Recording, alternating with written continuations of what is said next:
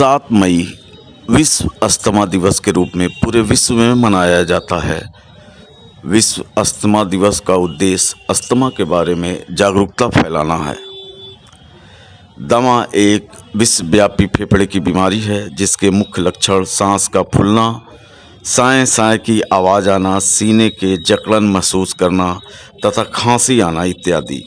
आमतौर पर ये जब सांस की नली सामान्य रहती है तो फेफड़े से हवा आसानी से आ जाती है, परंतु दमा के रोगियों में सांस की नलियों में सूजन, सिकुड़न तथा बलगम के फंसने से रोगी आराम से सांस नहीं ले पाता।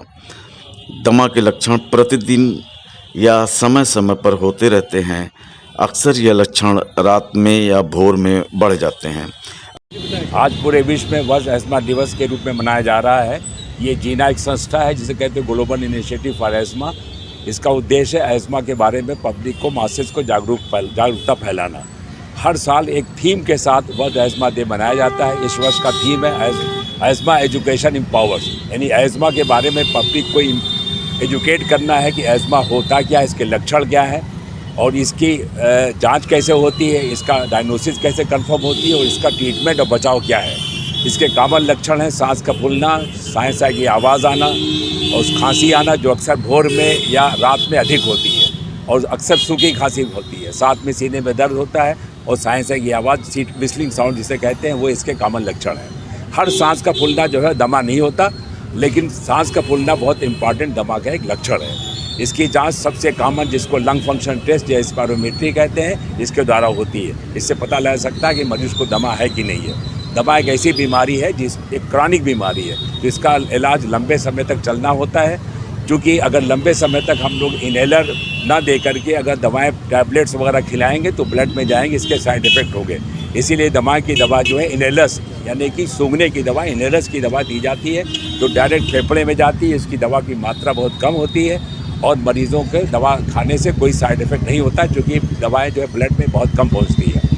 इसका ट्रीटमेंट बहुत आसान है। 2 तरह का ट्रीटमेंट इसका होता है कि सांस की नली में 2 प्रॉब्लम होता है। एक तो सूजन आ जाती है जिसको हम लोग इन्फ्लेमेशन कहते हैं और एक सिकुड़न आ जाती है जिसको हम लोग कहते हैं नर्विंग ऑफ द एयरवेज। तो 2 तरह की दवाएं इस्तेमाल करते हैं। जो मेन दवाएं होती है वो इन्फ्लेमेशन है, सूजन को कम करने वाली होती है, एक इनहेलेशन के रूप में दिया जाता है, इसको कॉर्टिकोस्टेरॉइड इनहेलर कहते हैं। और दूसरी दवाएं ब्रोंकोडायलेटर है जो कि इमरजेंसी भी दी जाती है।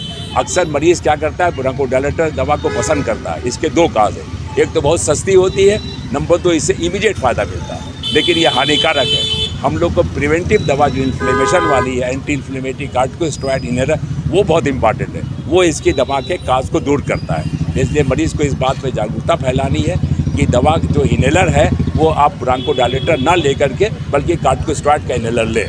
भाई कॉर्टिकोस्टेरॉइड ज़रूर है, ख़तरनाक है, लेकिन इनहेलेशन के रूम में लेंगे तो इसका कोई साइड इफेक्ट प्रभाव नहीं होगा।